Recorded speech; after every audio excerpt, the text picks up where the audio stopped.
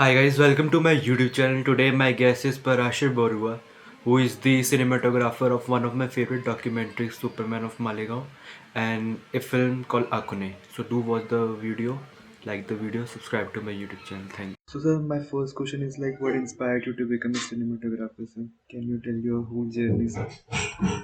Right.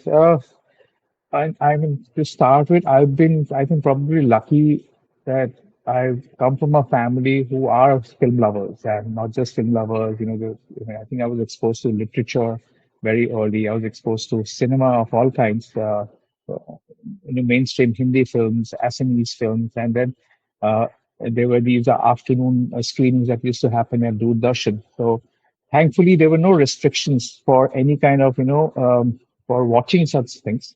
There was obviously a balance that was set in by my parents, and so I was quite lucky. Now that I look back, that all these experience, not just films. That's to be exposed to comics, to be exposed to children's literature, and to grow up with the practice of reading or watching things. And I think later one understands that these sometimes these all these things kind of percolate and become some sort of inspiration, or some germ is embedded there because of some of these things. So growing up, I think I was quite lucky that I was exposed to all kinds of films, and I think I was naturally kind of I took to films, I took to Doordarshan. There was this whole joke that even before we got television, I used to watch whatever was coming, or even if there was a lot of noise. But I used to be I and thankfully now that I look back, a lot of what I am today I attribute to those kind of foundational experiences and inspiration. So there's no one particular moment that I could think of, but I think growing up there was definitely an environment at home of watching films, enjoying films, and we are of a generation where we got VCR for the first time. So there used to be these binges. Now binge watching has become it's a different term altogether. But there you used to have these marathons. We used to get the VCR in the evening at 5 o'clock, and we used to give it back. We had to give it back to the vendor next morning because there was some other booking. So we used to have there was not a single moment that we used to take a break. So and there was always different kinds of films that were meant for different family members. So initially in the evening it would be something which is much more family oriented, much more mainstream, and then as it got darker, there would be films which were only meant for action, or for certain kind of and we kids used to kind of just soak everything up. Our uncles growing up, our cousins, our senior cousins. So all of those things, I think, inspired you. And I feel even if I have to keep it simply, I think I was exposed to Satyajit Ray's films or Basubhattacharya's films without even knowing who they were. But somewhere those images stayed back. Gopiga and Bagabayan is still one of my most favorite Satyajit Ray films, not because I knew that it was a Satyajit Ray film, but as a kid, that was something that was so much fun. And the song stayed with me, the performances, the incidents stayed with me. And then later, as I grew up, I was exposed to more kind of serious kind of cinema. And later, when I was in college in Guwahati initially, and then later in Delhi University, is when I started seriously getting into film clubs and started visiting different film festivals, and then where I was exposed to world cinema. So there was no one particular moment, but I think generally I grew up with a very conducive and a very healthy environment that influenced me and what I am today. Sir, then what did you study like during your graduation days?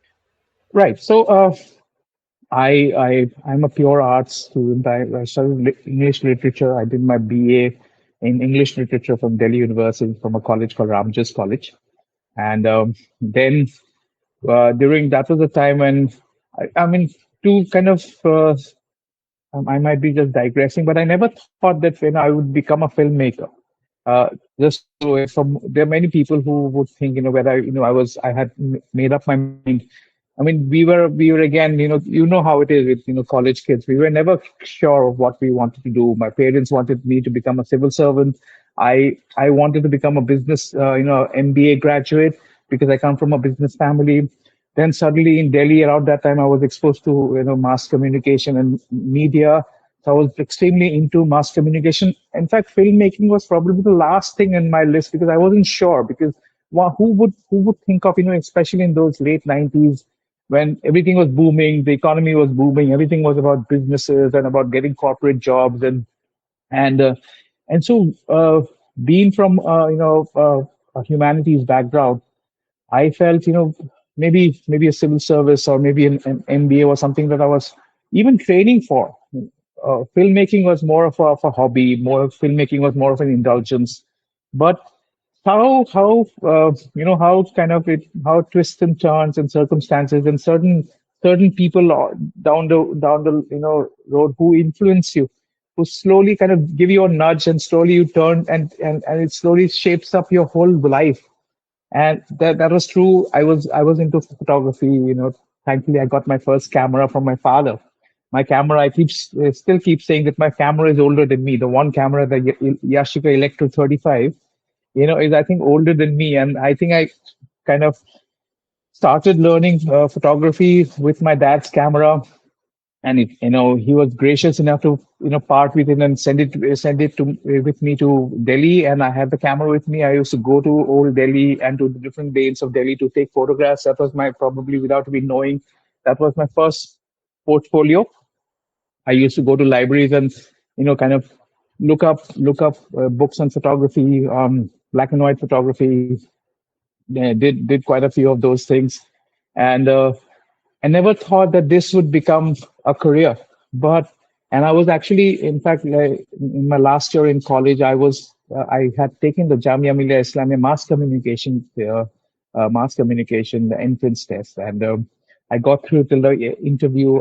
I didn't clear it afterwards. And we were very influenced by World This Week. There was a program called World This Week, which had which Mr. Pronoy Roy used to have at school.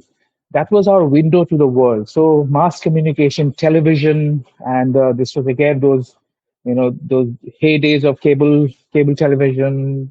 Everything was coming to our doorstep. So this was we. I really wanted to be part of mass communication. And when I was in college, since I was doing English literature, there was somewhere I found that there was some kind of a natural progression in terms of storytelling, in terms of analysis, to get into mass communication, or even for that matter, to get into news.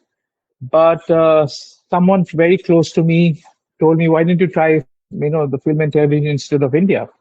And honestly speaking, I mean, I can very clearly say that I never thought that I could even think of the FTII, because it was really beyond. I mean, you all said and that everyone knows, what kind of hallowed grounds FTI is, and you read of names who graduated from FTI. You would never think that, and I was one of those. I was thinking, okay, FTI is a different league altogether. Someone told me that, why didn't you try? You were into photography. I had slowly started kind of thinking seriously, or kind of getting interested in cinema. Like I had seen my Kurosawas, I had seen my Roman Polanskis. I remember my first Kurosawa was Rashomon at the Delhi International Film Festival, and it was a jam-packed audience. And I think for most of the screening, I was standing and watching the film, because there was no, it was standing room only. And that was the first time I could see, what impact cinema has, and what kind of impact that imagery of, of of that stature has, and it stayed back with me. And so all those things, the person who asked me to, why did you take the FTI test? I took the FTI test. I was a fresh graduate. Let me remind you, I had no work experience. Thankfully, FTI was also had gone through some kind of a restructuring. There was a gap in between where FTI were not taking any admissions, and then suddenly FTI opened up in the same year that I was graduating. I had started doing my MA in English literature from Delhi University, and I had also started working as an intern with NDTV. So I was actually, I was actually right there where I wanted to be.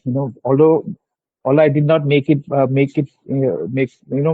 the Jamia Millia course, but I was working for NDTV, which was at that point, in the late 90s, was the most coveted media organization to be part of. So I was an intern, but I was also doing my MBA, and I took my FTI test. And I mean, I still remember that phone call when I got through, and I was invited to the interview.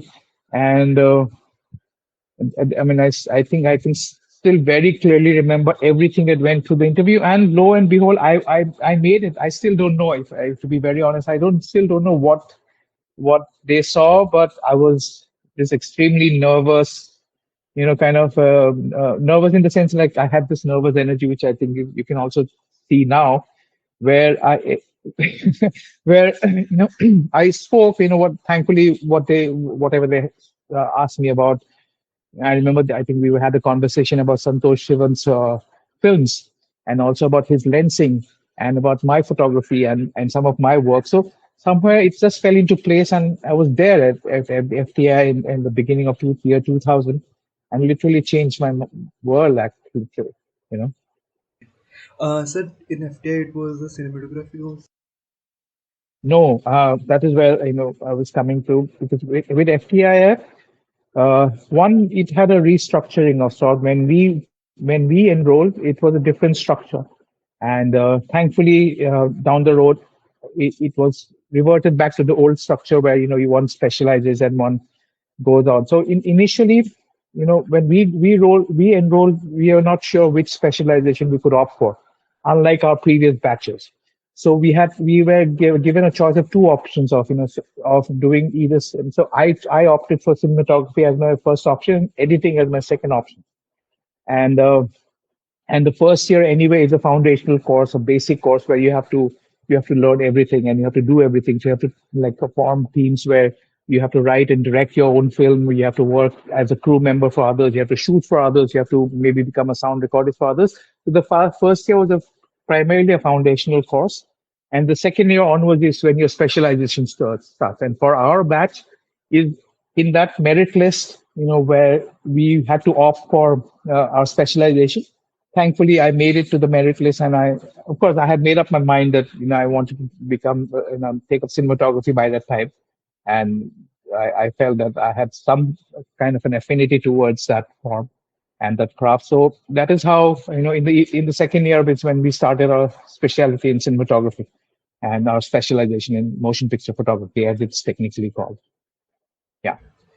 Sir, how long was the course? Like, was it 2 years or 3 years?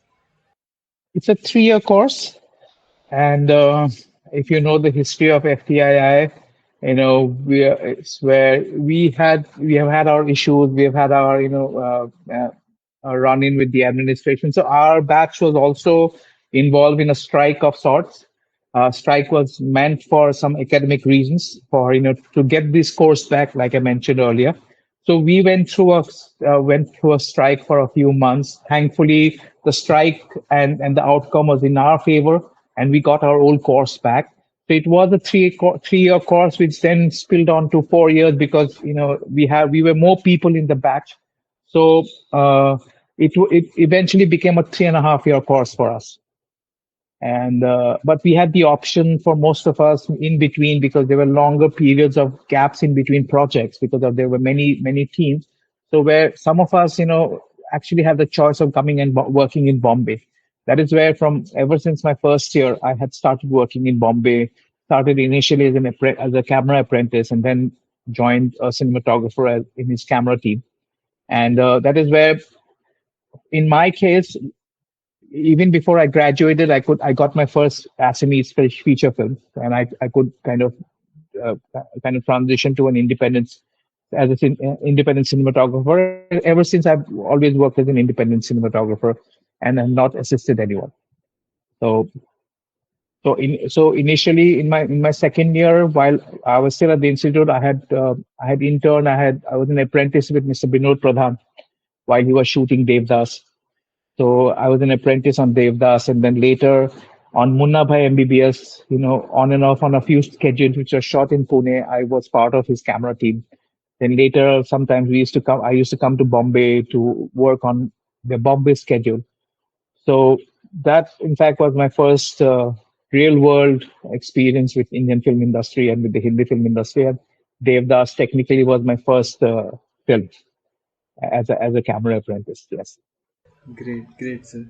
Sir, if somebody like wants to become a cinematographer, how they can approach like professional cinematographers like you or someone else Right. to become a cinematographer? Right. So I feel, with anyone, especially with art craft and with the filmmaking. I think I'll start with filmmaking, not just specifically the cinematography. I'll come to cinematography later. I think it is more about a lived experience. How your skill as someone who can observe and who can soak in whatever is happening around you. I feel that is the first, and to then have kind of developed this form of expression which is extremely independent. I think somewhere initially when we start off, we get bogged down by what is right or wrong. But this is the right way of telling a story. This is the wrong way of telling a story. I mean, I think, let me tell you, for whoever is listening, I think that is something that probably comes through going through all of these anxieties. I think there's no right or wrong when it comes to creative expression. That is the first thing one should kind of overcome, saying, you could, if I have a mind of my own and I want to say something within the boundaries of what my form is or what my craft is. I think I have you should have the confidence of going ahead and saying it. So that is the first thing. I think one should not get bogged down by saying, okay, will I get approval of my peers, of my audience? That is secondary. Those are considerations that you don't necessarily have to kind of concern yourself initially when you're thinking of going ahead and taking up something. I think it's primarily your passion, your interest, and and how you express or how you soak in whatever you see around you, which is where it is said that your observational skills, of people skills, of your understanding human characters, which is basically your fertile source for your storytelling. At the end of the day, cinematographers, editors, musicians, sound recordings, we all telling the same story in our own way. I think the idea of or the aptitude for storytelling is the first step. I feel that is, if you're convinced enough that your story cannot be told by anyone else as good as you can, I think that's the first thing that you should go ahead. And then obviously that's when I come to the skill part of it. And skilling yourself again is a endless and unending. One can start by reading stuff. One can start by enrolling themselves in a film course and getting that environment where that there are certain structures that people will take you through, which will which has been time and proven, that it has. So that is one way of going through it, through a formal sort of education. I think even before doing that, in today's time, there are enough resources available for us. If we I think more importantly, I think it is what is innately our decision to choose what is good or bad. I think that is where you have to be a little discerning in terms of understanding. Okay, this probably might work. Even you can go through a path which might not be helpful eventually, but you would have probably understood how not to do a thing at the same time. So I feel one should keep your senses open. Make sure that you have the ability to soak everything up in, and then slowly try to structure it to some kind of a formal training, which is when, again, coming to the third part of it, cinematography is primarily about image making. It's about composition. It's about learning technology, but the technology for the craft for the sake of the art. One should not forget that. I think cinematography is, or sound recording for that matter, is a beautiful marriage of craft and art. And I think nowhere should one be overpowering the other one. The craft is just to serve the art. The craft is just to serve the storytelling, and which is, I think, there's no end to the number of years that you put in to learn, to keep learning, to keep learning, skilling yourself. And that is, I mean, I'm saying philosophically, which is where we start. And then as a cinematographer, or probably going through, what I would advise to someone who's about starting off, is by one, getting yourself exposed to visual culture, visual forms, observing light. Like one of our teachers used to say, you should know how to smell the light. In terms of, if you close your eyes, if you say it's a winter afternoon, you should be able to visualize that even without opening your eyes. Of course, those are really, I think, very evolved masters who would say something like that. where you feel a sense through another sense. You feel a light on your skin rather than with your eyes. So which is, I think, if one would aspire to be something like that, one should aspire to be like that, one who can smell the light, and someone who has that observational skill. And it starts at home. Let me tell you, just to kind of take an example. Tomorrow you decide that you want to become a cinematographer or visual artist. I think the moment you wake up, you see the world around you, starting from your own bedroom. You see where the light's coming through, and you keep recording that. I think we are only as good as our references, and by references, I don't mean in today's modern time of just watching a film or getting something off the internet. I think life itself is what gives you those that inspiration, and then with filmmaking, it is then our skill to either make it natural, make it realistic, or really push it and make it extremely stylized. I might be digressing. I might be, because I'm saying so you can start very, very clearly. You do not. Again, I don't agree that you don't need the best of cameras to start taking photographs. Today we have we have a phone. Earlier we used to have point and shoot cameras. Anything where you start learning basic photography. I think that's the other level. Once you see, okay, this the light in the afternoon is something like this, or I'll go out and shoot in the morning outdoors. Once you're aware of certain things and certain time of the day where things look different, and I'm not using the term beauty. This is not about something that looks beautiful. You know, beauty is one aspect of life, but I think you should see everything, see the ugly, see. So all these are somewhere stored in your mind, so that when you're given the tool, when you're given the form to express, and you can just kind of translate it, or bring it back to life as an experience that you can then share with the world. The world might not like it initially, but eventually, I think it is your idea or your interpretation of that reality which you have to present. I mean, I think you're only, I mean, a filmmaker, or for that matter, any professional, is only good as, only as good as he is as a person. You can't acquire something else, and just, it can't be a time bound thing that, it can't be another person. It has to be, I mean, I think this is us. If I say this is who I am, I can't separate my cinematography for who I am as a person. If I'm a disturbed person, maybe that is reflecting in my work. I mean, I'm just saying it is possible, it is likely to happen. So again, coming back to training, one should start with basic, ideas of composition, photography, and there are enough resources even without going to a formal education. And there are many schools of thoughts of saying whether, especially in today's time, whether one should go to a film school. There are many well-known filmmakers who have said, who diss film school, saying that you must have read many of them. I having been part of a film school, I think that it was a hugely, it made a whole different impact on me, and whatever I am today is pretty much because of what FTII, the experiences I had at FTII, because it opened up, it's a completely different window where you were exposed to great films, and you were exposed to equipment and tools where there was no restriction. I always say that we could make very expensive mistakes. We could get a camera out, we could shoot on celluloid, we could develop it in our own lab, and after a point, there was no one judging us whether it was good or bad. We were just learning, making mistakes and learning. We were we saw something in a film, we had an idea, we tried it, we didn't work. There were no restrictions. I think that was the best experience in FTII.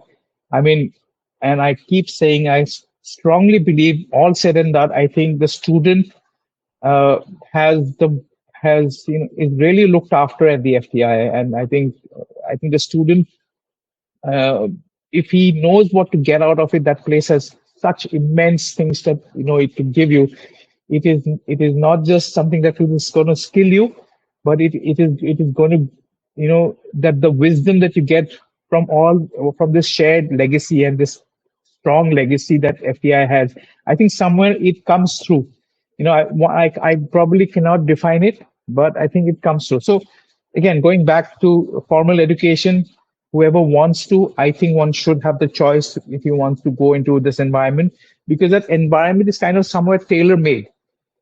It takes out all the extraneous elements and then focuses on a training which is again staggered and step by step, again proven, so that one kind of goes through a process right from starting to know about basic levels of composition to understanding about technology, sensitometry, about lighting, and it is a process that has been laid out. So that is a formal way of doing it, and then I feel what the stage that you get to is where you learn all of this and you start practicing it, which is where someone who is not gone through that formal education, I think this is where you create that environment where you can practice.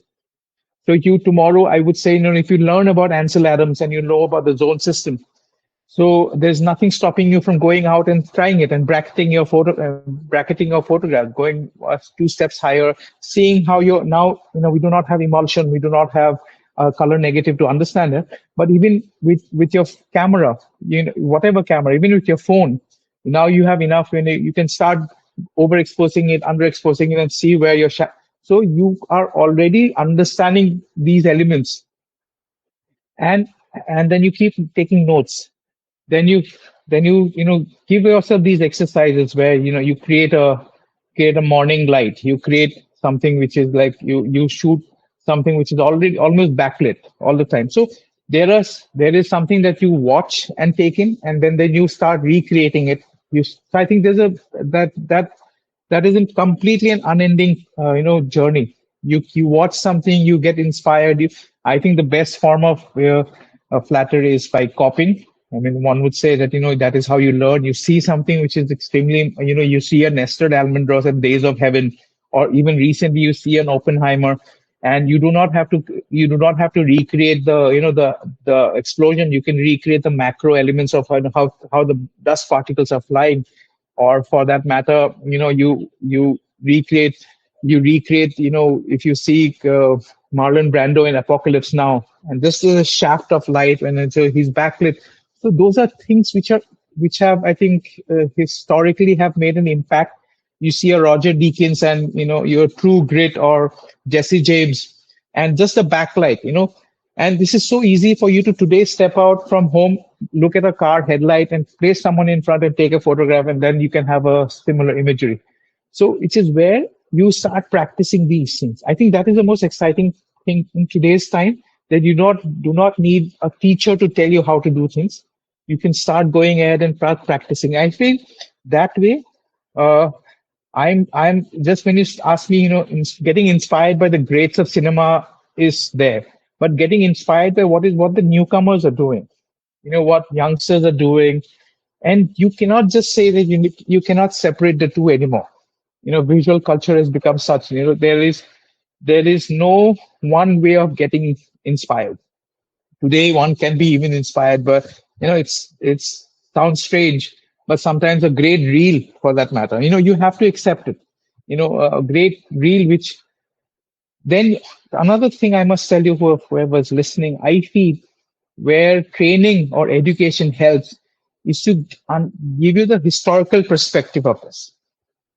If you know what I mean, is that today you see something which is in a reel, but your training or your amount of exposure would come through when you understand where this was initially. I mean, you see a jump cut, then you have to understand whether this jump cut probably came from a breathless, for that matter. So today, as long as your education is complete in that way, whichever way you get it by teaching it yourself, being self-taught, fine, or going through a formal education where someone is there to tell you, or you get it from a book, or now from a blog or something like a podcast like yours.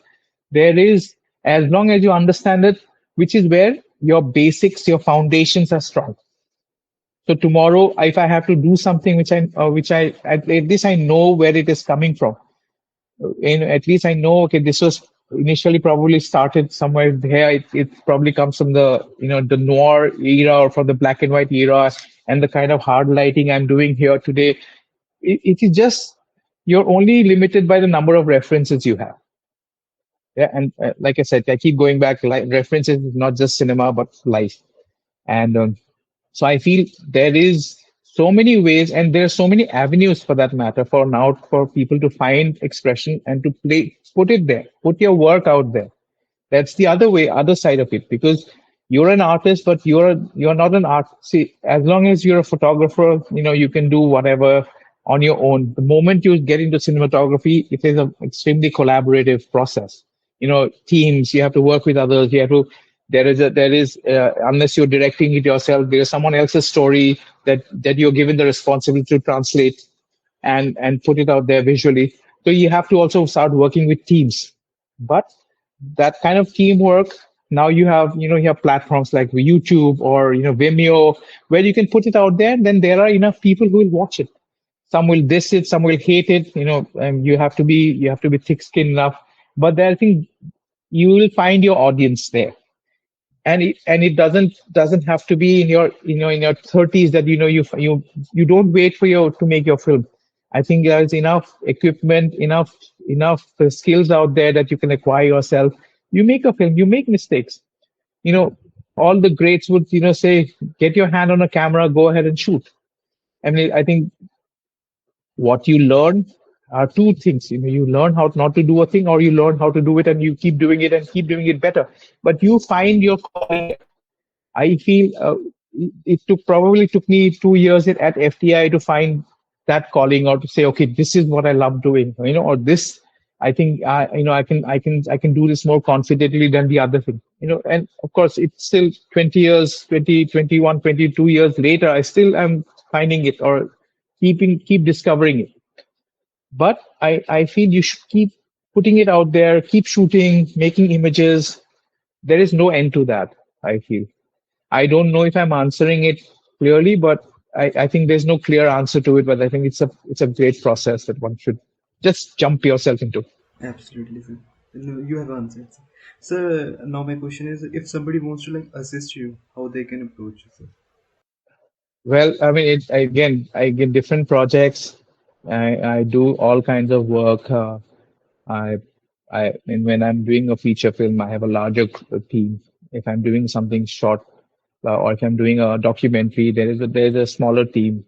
I'm doing music videos. If you've seen my work, I do a lot of music content. I do a lot of music nonfiction, and also music videos. So depends. And if there's an opening, I usually I would never kind of refuse someone, unless there are other considerations, where there are commercial consideration. But I mean, one is very open to come hang out. It is extremely enriching to get inspired by them, to have that conversation, because sometimes when you're too busy with work, you do not have that conversation. You kind of, certain things are assumed that you kind of go get into it and you have to finish the day's work. But it is so nice to have someone who is curious. So I'm extremely welcome to have people hang around. And over the years, I have had many assistants who then went on, have become independent cinematographers, and I'm extremely proud of them. So I feel one has to just reach out, and if I have something where I can accommodate them, have them on my set, or have them on my project at whatever capacity. I mean, I can't promise them everything, but I'm very open to interacting with young people who are interested. I always have people, I always try to accommodate them and have them over for my shoots. And some of them, many of them have interned. Some are in my crew, or some of them have started as an intern, have then got and have joined my crew permanently.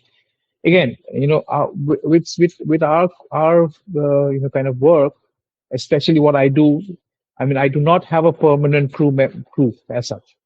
I have my focus puller, my gaffer, my first assistant, my second assistant, and then depending on the scale of the project, it could go on to three or four more assistants. But again, in all my work I have done, I think I have not had more than three or four assistants. And and there was a time when I was doing Assamese films, I worked with no assistant. I used to do my own focus pulling, and the industry is different. And I was largely dependent on my gaffer and my light crew because they were the only ones who were helping me translate it because I had no other assistant. I was doing everything on my own. So depends again, depending on the project, it changes. But I'm extremely open to have youngsters come in, work with me, intern with me, and whatever I can pass on, I try my best. Sir, your experience while making Superman of Malegaon, sir, which is one of my favorite documentaries, like my favorite documentary. Thank you.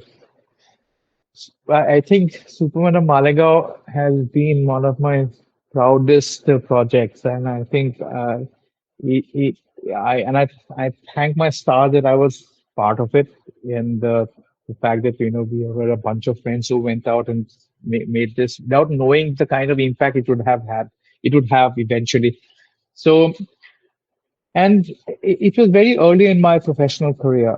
We started in 2007. I had technically graduated in 2004, and I was working about for 4 years when we started doing Superman of Malegaon. And I think I relearned a lot of things, especially starting with passion for cinema. And I feel whenever sometimes you feel a little, kind of laid back or you take things for granted and I think one has to channelize that energy one sees at Malegaon for the love for cinema. And I feel that is, if I have to take something from them, is the fact that if you all said and done, I think the passion for making films is probably the strongest themes that I had taken back, and the fact that you do not need the best of the equipment to do that. As long as you just need. So I feel that was an experience that I will probably never forget for the rest of my life. And to just hang out with them, with Nasir, with Farouk, with Akram, and then to have them and the way they were passionate about different kind, the script writer, the filmmaker, the visionary, all in fact, almost you could see the everything right from the film industry and certain stock characters in the film industry over there. The very extremely, erratic scriptwriter or the writer who never does anything, but he just has some of the best lines in the film is from Farooq. And Nasir is this visionary that you have, and Akram is this go getter. He's the one who actually is editing stuff, and he's also singing, and and so all of those I think has stayed back, and they have really taught me a lot of of and it was a learning and and an unlearning at the same time. And I feel I from in fact I think Superman of Malegaon for me and for everyone who's part of it is the best connect. I think anywhere in the world, especially in India, who is any filmmaker, just like you mentioned, or anyone who's into films, has been exposed to this documentary. I think that's the best way to make friends, and that's the best way to kind of connect to something which is immediately within minutes. I mean, we know for sure that we have something common, which is Superman of Malegaon, and I think we can start everything from there. And I feel one just needs to keep going back. I keep watching it. You won't believe it. I still watch it probably every few months, if not more frequently, because it just I think was a fantastic experience. And each one of us I think cherish those experiences forever now. Sir, how Right. many? And Yeah, huh. no, sure. Yeah, sorry. Go ahead, please. How many days of shoot? How many shooting days were there? Uh, we uh, we started in October 2007. This was, I mean, there were some few recce trips, but we started shooting in October 2007, and we finished shooting in January 2008. So 3 months, and we were there stationed primarily for October, November, December, and some of January. So it was shot over 3.5 months, and then we went back. If you remember the film, we went back when the screen film was completed, and there was a screening right at the end. where unfortunately Shafiq, who was our protagonist, our Superman, was not well, and he was brought there, and we went back to film that. But that was later. That was much later after the edit was halfway through. And I think kudos to the editor, Shweta Venkat. He's edited, I think, 600 to 700 hours of footage, if not more. And I think I've lost count of exactly what the number is today, right now. But those amount of footage, and she had less than a month to do it. And I think the film was made on the edit. And I think we went berserk shooting it. We pretty much shot everything that was there, right from them waking up to going to bed. And initially, as with everything, we got a little excited. We went and covered everything, and then slowly towards probably the end of the first month, that we realized, okay, this was a bit too much. So we started having some focus when their films started getting made, and the shoot was happening. That is where it kind of focused on just the world around what was happening with Superman. Before that, when they were researching, or when he was coming to Bombay to look for the green cloth, we were shooting everything. And um, and so uh, and so it was, I think, everything got took shape at the edit. And I think Faiza and the rest of the team who did the post production, Shweta especially, who's also my batchmate. I think they made it happen. And it was and when we first saw the film, it was, I mean, we were and I mean, to be very frank, one doesn't miss anything in the film. And having shot so many hours, but the final film that you see has everything there, has everything in all the experiences that we had while shooting the documentary is finds reflection in the film, which I think is a great skill that the editor had brought in, and the director had brought in. So, yeah. So, what were the difficulties you faced while shooting? No, not really, not difficult. In fact, we had gone to Malegaon. If you remember, Malegaon is otherwise notorious for the bomb blast that happened a few years before we went there. So there was a slight bit of a kind of an air of tension, but that got eased within the first few days, because we knew that the film crazy people were across. There was nothing dividing them. Every friday every friday there used to be more than capacity crowd in every cinema hall. I think that was the most biggest unifying factor in Malegaon and the region. It was cinema. I think once we kind of surrendered to that energy, everything else was easy. And I think the sweetest of people to work with. And after every shoot, we used to hang out at this one small tea shop and a restaurant, which became our regular hangout. And in fact, if you remember, there was another tea shop. I think it was called Adarsh Tea Shop, where everyone hangs out. That was also our hangout. Before or after, we would go and hang out there. And I mean, there was nothing differentiating us from them. We became absolutely and absolutely like one core team. And in fact, and and the fact that they were the most curious of people. You would just come up and have conversation about anything or everything, about what we were shooting. I think the entire town was like that. And we got really comfortable there. And there was nothing, no stress at all, or no challenges at all. The challenge was only to kind of make sure that we have everything. In fact, the biggest challenge, let me tell you now that you're asking me, is not to get involved. Which as If you understand what I'm meaning, we were a professional crew there, shooting something which they were doing with a small video camera. And those, you can imagine the kind of conversation they will have about taking a shot or a particular light. Our challenge was not to get involved, not to tell them that you should light it this way, because that would affect the way they do their work, and that will affect the storytelling. So somewhere our challenge was to not intervene, And you feel, you as a professional, as a technician, you feel, you sometimes you feel, oh, let me go and fix that. But I think personally, I can't speak for everyone in the team, but personally, I think my challenge was not to intervene. The moment you intervene in something, you change the whole course of the filmmaking. It's not about teaching them or not teaching them a skill. It is how it will affect them. Maybe if they knew how to do a chroma screen, they probably wouldn't be doing it at the side of a truck. Or if they knew how to, so those things, we even if we I personally was itching to go and tell them, okay, you light it this way, or you put this at a 45 degree angle. But they were still using a halogen bounce, or bouncing of the ceiling, just like a wedding camera person. And my thing was not to get involved. My thing was to just shoot it. Or for that matter, for my sound record, is to say, okay, why don't you record it this way, why don't you get the dialogue this way? Because or the director to tell them about the storytelling, or why don't you take a shot like this.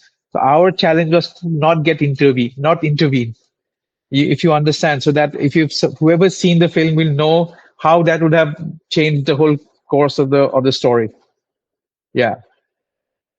Sir, do you know they are remaking Superman of Malegaon? Yes. In fact, a very dear friend, Swapnil Sonawane, is the cinematographer for that. In fact, Swapnil and I, we worked together on something called Sound Tripping, and also on the Dewarist series. So he's a dear friend, and again, one of our great cinematographers we've had in recent times. And I'm very happy. I'm very curious to know what they are doing. And of course, I have no other information. But the fact that, in fact, recently when Amazon had their annual event, it came back and someone shared the image with us. And I'm just really curious to know what they're doing, because I know for sure way back, that the company had brought the rights. And let's see. I'm just hoping that that it will be a equally interesting experience. Okay, great, sir. So your experience while making Akon, sir. Am I pronouncing it right? Yes, Okay. you are pronouncing it perfectly right. And Akoni again is, where do I start? Anything specific on the film that you want to know, or just Everything, sir, everything. Because it's from Northeast, like they come to. So, yeah? So, Akoni, briefly, is about a day in the life of these three friends, and of how they're in a place in Delhi, in the summers of Delhi, and they are putting together a wedding party.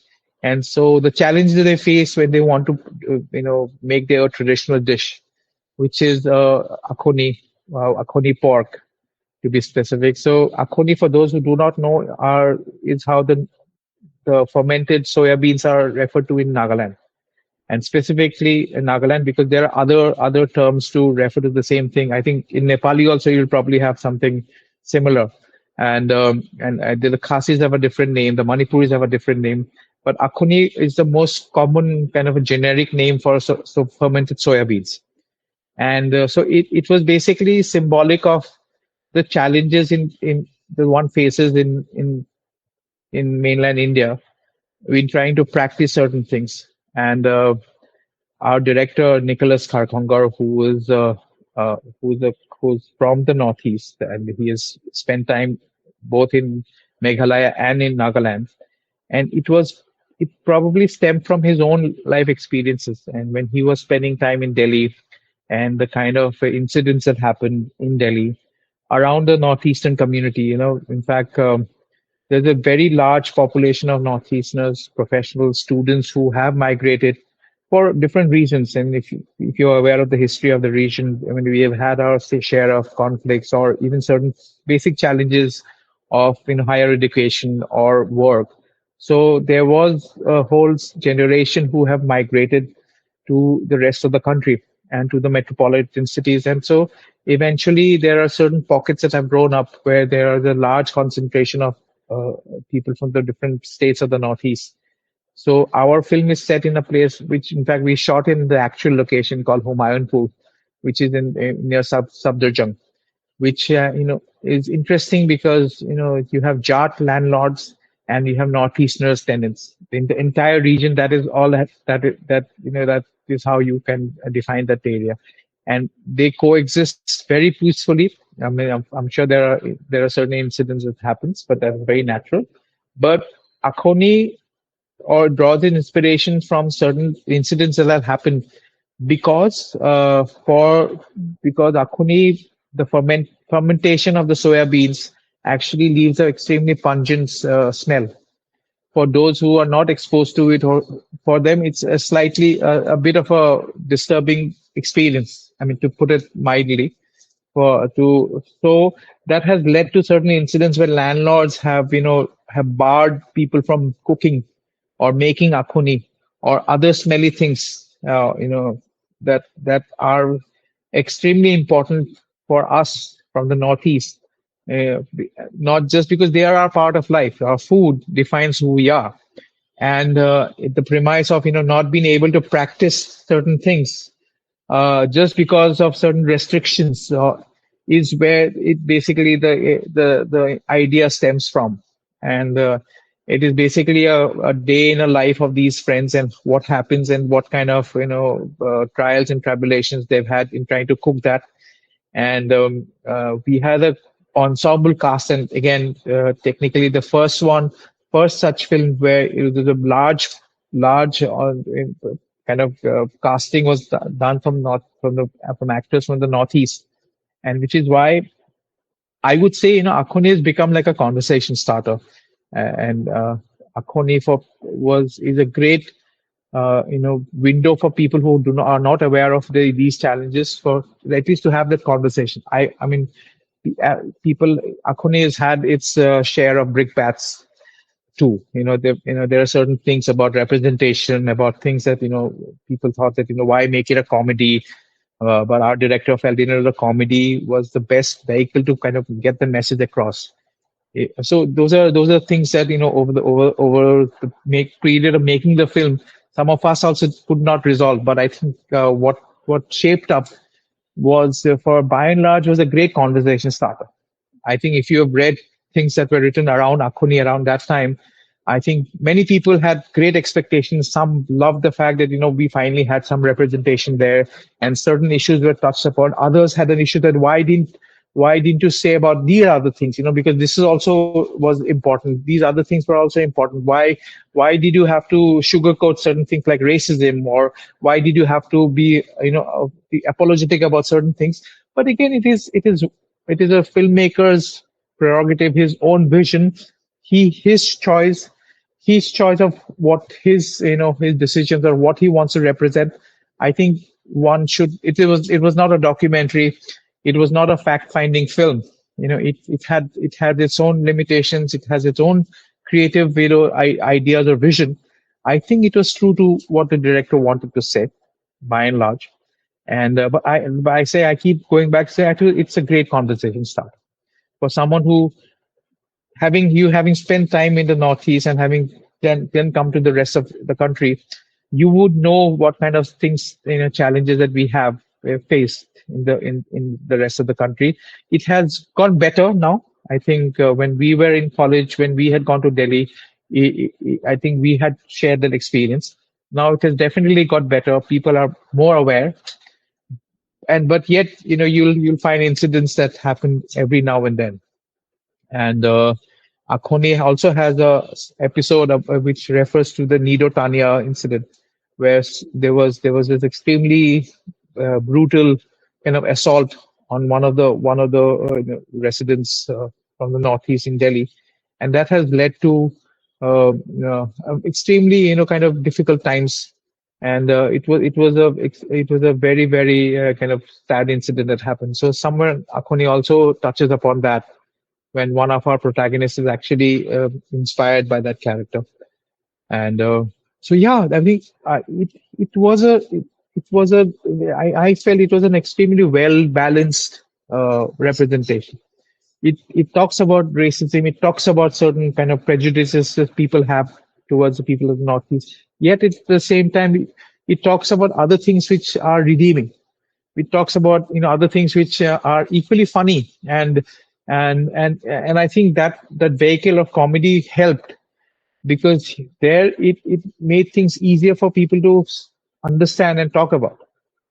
And I feel, for all said and done, we had a great cast, and the cast actually, another reason why, probably because they are from the Northeast, they were so invested. And kudos to Shayoni for that matter, because she imbibed that character and so well. And she, in fact, her character is somewhere caught in the middle of both. She's not from the, she's technically is not from the Northeast. She still identifies as part of the Northeast. So within that, within the larger, kind of uh, conflict is another many smaller conflicts that are happening. I felt it was very well handled by the director, by Nicholas, and I think it was also very well executed. I think by and large, I mean, one can be critical about things, one can be, yeah, but I think by and large, it was a great. I felt, that it did its job very well. Yeah. Sir, I have touched upon Akune because do you think a film like Akune can be made right now and Netflix will show it in its platform? I think so. I absolutely think so. I think there should be more films made. I think Akoni should not be the only film. I think I'm happy that it was the first of its kind, whatever in whatever reason, and in fact that I'm part of it. I think that should have, and I think it has. I think it has. More films are getting set in the Northeast. Some are very stereotypical still. One cannot avoid it. I think somewhere some stereotypes are easier to tell stories for. There are stock characters, but there are other. I think there's still. I I think the time is right to do more films from this region, because it is a gold mine of the kind of stories we have in each and every state of the Northeast. I think one just needs to go spend time there, not just make just travel videos or travel films, but just scratch the surface of the folk story, of the story of conflict, the story of this extremely kind of fluid and volatile anthropological region that the Northeast is. I mean, again, I think the first step is to not club it as one entity. It is not the Northeast, which is not one. There are like 7 or 8 different regions, which each region has its own diversity, and just go and explore the folks tradition, the history, the idea of Nagaland has its own chapter on the World War, the Second World War, which not many people know of, and and I feel what the films like Akhuni, or for that matter, for Rima Das's films, Village Rockstar, or even some of the classic films, Dominic Sangma's films, that they are now finding not just in Netflix or Prime Video for that matter, but actually going and traveling. I mean, in fact, one must tell you, films from the Northeast have really traveled international, and people may not know it. Even thanks to Netflix and Amazon, that we now get to see them. But otherwise, they were only confined to film festivals, and they were celebrated. And in fact, Assam, Manipur has a very strong history of independent films, and I'm extremely proud that that such films, or some extremely radical and very exciting stories were told, not now, right from the 70s. In fact, it's just that now, thanks to a Netflix or a Prime Video, that people are getting to see it. So now is, I think, more films of that nature, where it was not parallel cinema, not independent cinema, but cinema which can be also mainstream, but set in the Northeast, or told by filmmakers from the Northeast. Again, here I'm generalizing as Northeast. Haubam Pabam Sharma, has a Manipuri filmmaker has done. One should just watch his films, or in fact, like I said, Dominic Sangma, or Bhaskar Hazarika's film. I mean, these are names that, and I think there's a whole list. Just go and watch it, and just experience the kind of storytelling that these guys are doing, which is so unique. It is Indian, but a slice of India that people are not exposed to. People internationally have taken, stood up and taken notice of of an Amis. It's saying, okay, films are also getting made in India. And I feel now, thanks to these kind of OTT platforms, I think it is inspiring the filmmakers to also put up their story and push it.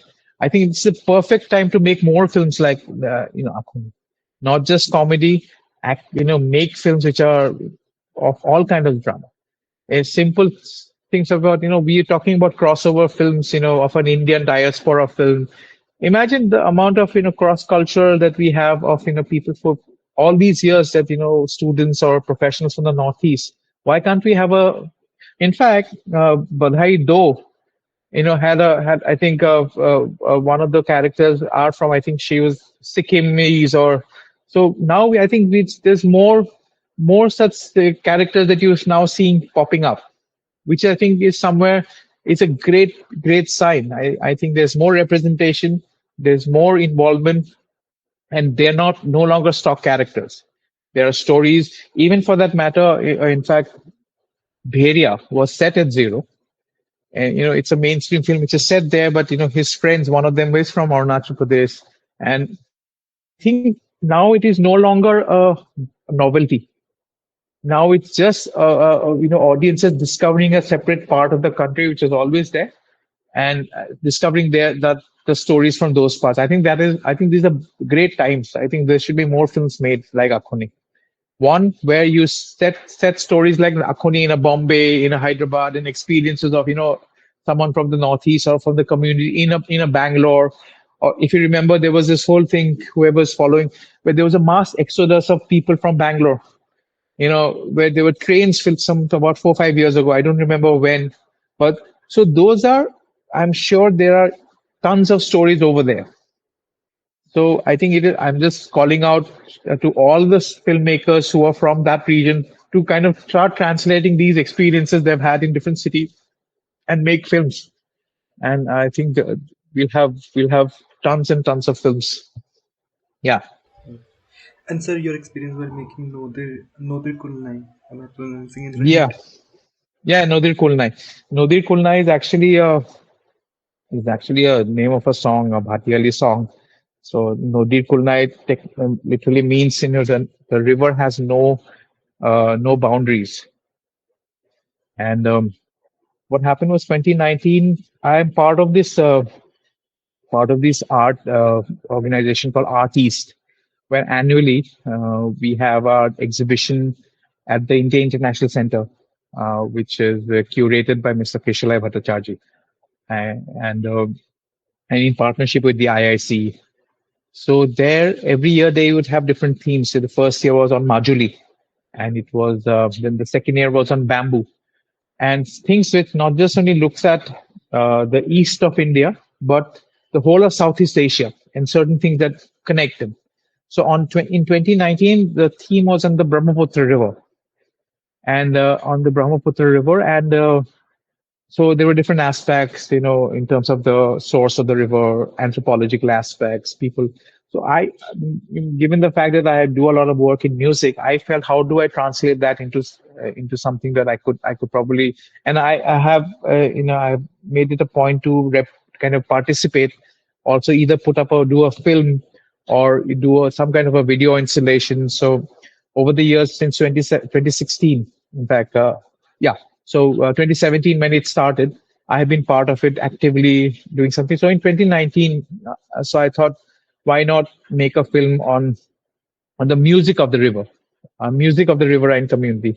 This is also for people who know, there was this whole NRC that was going on, the National Registry thing, where especially for people of Assam were expected to, kind of find out or register themselves.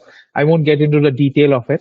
So this was the time when the first list had come out, and for some technical reason, my father's name was in the list, but both me and my brother's name was not in the list. And I mean, this was probably some kind of an oversight. Just to tell you how I got to this idea. So it was somewhere that it is always, with Assam, and this whole issue of migration is always kind of given different kind of, there's different schools of thought. There are very varying conflicts about immigration or migration, for that matter. There's been challenges of in terms of demographic changes, challenges if you're geopolitical. I felt this is the perfect time to find out what is it that what I can probably I mean it was way again, just to kind of simplify things, it was, I think these were the things that were going on in my mind about identity, about who is an Assamese, and who is a what defines you, and what is it, a piece of paper, is it just the fact that you're born at a certain place, and then given with that the idea of migration, and the idea because a large section of migrants or immigrants were stood this were at the verge of losing their identity and losing their citizenship. So this was going on that kind of time. It was that time when I thought, why don't I focus on the songs of the river, on a community which has probably faced the most brunt of the river. They've come and they've migrated. They have traveled through different regions and migrated, stood by the river, settled there, and they have at the same time had the history of of resettlement, of displacement because of either for natural reasons or for political reasons. So I chose to concentrate on a community, which is the riverine community by the banks of the river, Brahmaputra, near Kamrup, and I was really helped by Shalim Hussain, who's a poet, who is a poet from the community. And I reached out. He said, "Why don't you come to our village?" And I just spent 2 days there, and I was just looking out for one thing. I was very clear what I wanted to do, at least for a change. I was clear what I wanted to do. Usually I would get into a documentary trying to put in many things and then deciding later of which is the thread to pick up, but I was sure this has to do with the songs of the river, songs that talk about the river and how their relationship with the river. So all we did was got this group together. We went in the mornings. We would go and spend time with the boatmen and kind of talk to them about their life around the river, and then start and recording their songs. And at night we would get them together at the courtyard, just mic them, and right there live on location and get them singing. And in between, if you see the film, they're very, very minimal interaction. I was just letting them sing, and for me the body of the film was about how what the songs were telling, what the stories that the song was kind of trying to communicate, of Amar Har Kalia, or Nodir Kul Nai, of how they coexist with the river. And then in fact, if you notice right at the beginning, the river, the boatman sings a song which talks about how the river has really changed their lives, you know so how it has displaced them, how every year I one has to keep changing homes because the river is so unpredictable. And this is their life, and they have found an expression for it. And so my brief was very clear, that I just wanted to showcase those films, those songs. And so my film has about 3 or 4 songs, which only has to do with the river, and which only has to do with how their experiences have been with the river. So that's about it. And that was the simplest of kind of brief that I had, and I went ahead with that. And I got some really great artists. I got some artists who are not professional artists, but they were there, and it was their day to day. For them, it was a day to day life, and their story found expression in their songs. And for me, it was I was just capturing it, and somewhere, I mean, I think the story came through their coexistence and their day-to-day struggle, and the fact that the river is their biggest source of sustenance, at the same time their biggest struggle, came through in that short film.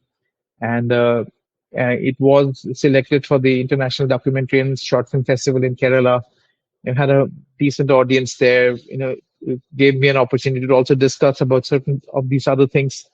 And so I think it all stemmed from the idea of identity, and then trying to kind of focus on a community which has always struggled with that, and how they are connected with the river, and then how that finds expression not in their interviews but through their songs. those are the kind of few things that I was setting out for, and I hopefully I achieved. In fact, let me tell you, we have more than 30 songs that we have recorded. I could only present those, in that short period, about three of those songs. Then hang on, let me just get my charger. So, but I we have more than 30 songs. I hope I find an opportunity to showcase those and present that. And it's been 4 years, 5 years now. So I hope, hang on, I hope I can share the rest of the songs too. Yeah. Sir, if you could recommend few films as well, your favorite films. Uh, my favorite films. Um, where do I start?